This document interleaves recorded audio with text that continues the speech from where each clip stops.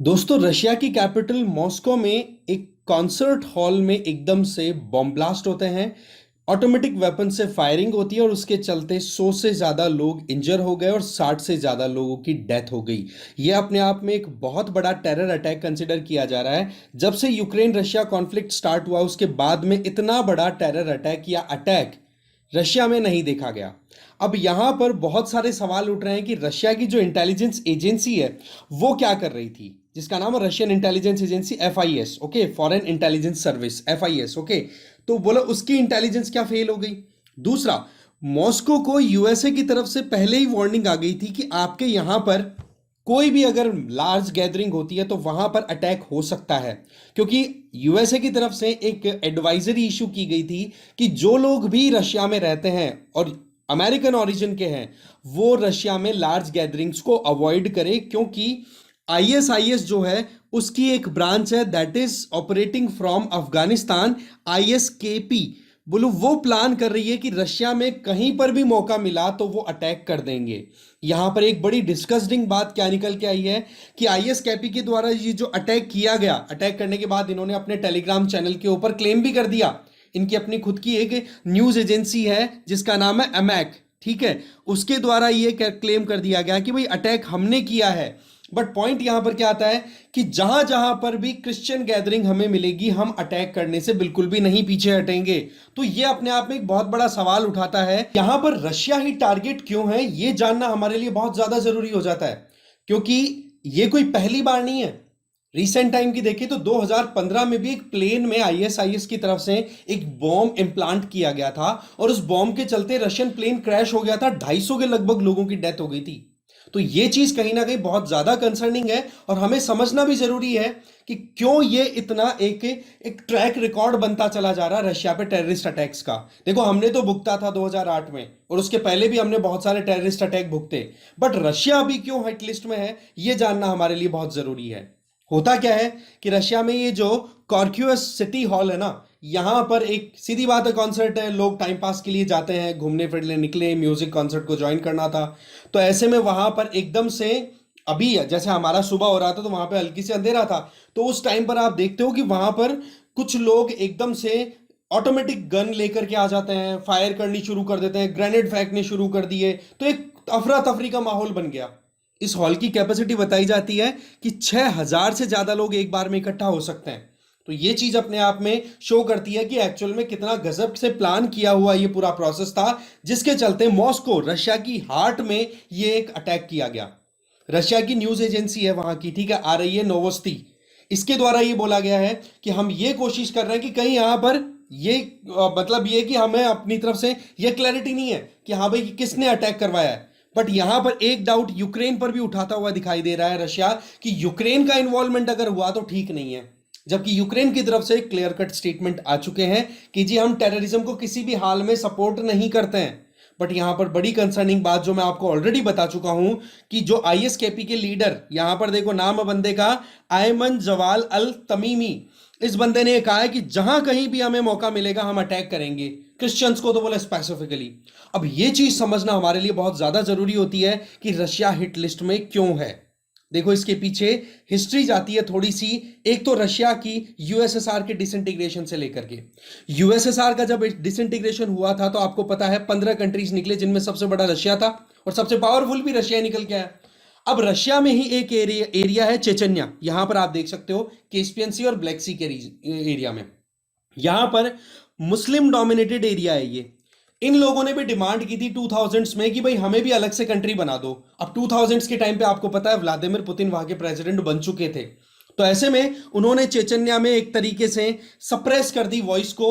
वहीं दूसरी तरफ चेचन्या की तरफ से भी बहुत सारी ऐसे इवेंट्स किए गए जो कि रशियन सॉवरेनिटी के खिलाफ थे, जैसे कि 2002 में चेचन मिलिटेंट्स थे, उन्होंने 800 लोगों को हॉस्टेज कर लिया था।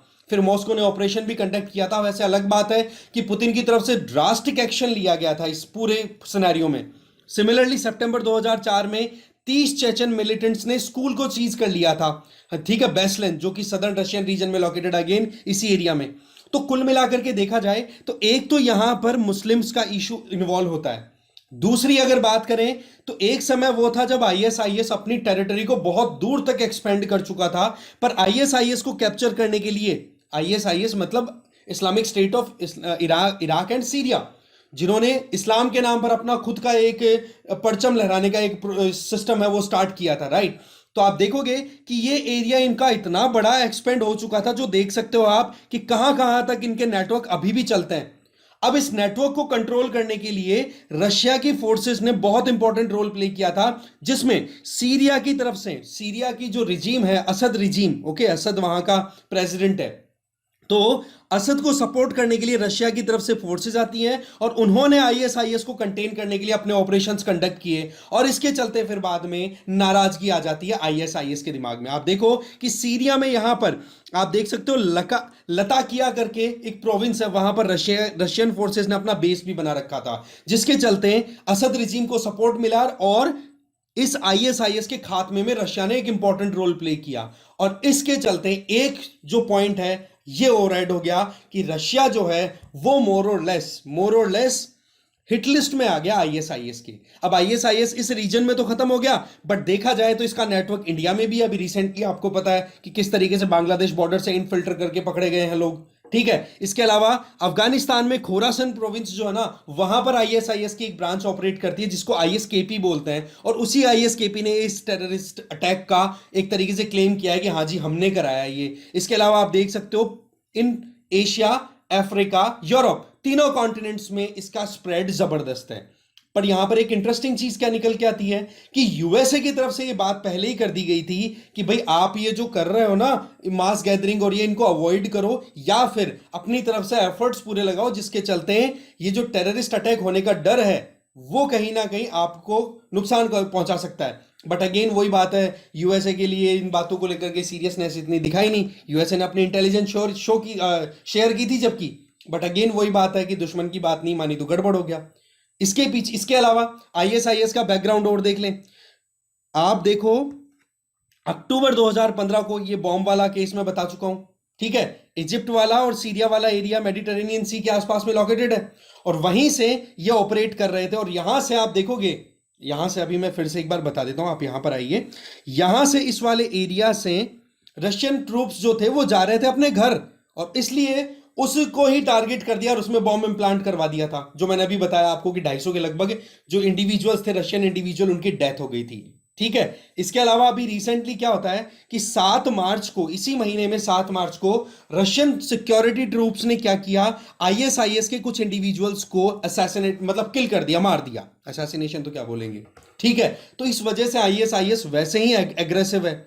तो अभी जो स्टेटमेंट निकल के आया है वो अपने आप में बड़ा एक क्लियर आ रहा है कि देखो क्रिश्चियन गैदरिंग जहां पर भी हमें मिलेगी हम नहीं छोड़ेंगे उनको।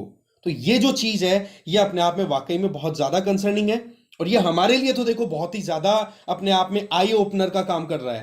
कारण कि अभी रिसेंटली देखा जाए तो हमने खुद ने ही आईएसआईएस के नेटवर्क को इंडिया में एक एक्सपेंड होते हुए देखा है, जिसमें आईएसआईएस का जो इंडिया का हेड है उसको तो अभी रिसेंट अरेस्ट किया ही गया, ठीक है। तो कुल मिलाकर के ये अपने आप में एक इंपॉर्टेंट डेवलपमेंट थी जो कि हमसे भी कनेक्ट करती है। वैसे हमारे प्राइम मिनिस्टर नरेंद्र मोदी जी ने ये चीज क्लियर कर दी कि रशिया जिस तरीके का पेन अभी झेल रहा है उसको हम समझ सकते हैं, और टेररिज्म को खत्म करने के लिए हम बिल्कुल रेडी हैं। तो इस तरीके से मोर और लेस ये अपने आप में एक इंपॉर्टेंट अपडेट था जो हमें देखना था, ठीक है।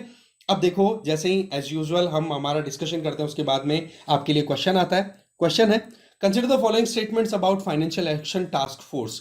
फट्फ के बारे में ये 2 स्टेटमेंट्स हैं, आपको बताना है दोनों में से सही कौन सा है, कमेंट आंसर दे दीजिएगा। और कल का जो क्वेश्चन था जिसमें ये पूछा था कि भाई इन्फोर्समेंट डायरेक्टरेट जो है वो इन चारों में से किस चीज से, मतलब कौन सी चीज एनफोर्समेंट डायरेक्टरेट से रिलेटेड नहीं है, तो इसका आंसर है डी, ठीक है। ये तीनों चीजों तो एकदम करेक्ट है, चौथी चीज गलत है, तो डी इसका आंसर चला गया था। ओके, तो इस वीडियो में इतना ही। आई होप आपको एक इंपॉर्टेंट अपडेट मिली होगी, ठीक है। इसी तरीके से और वीडियो आते रहेंगे, ठीक है। Thank you very much.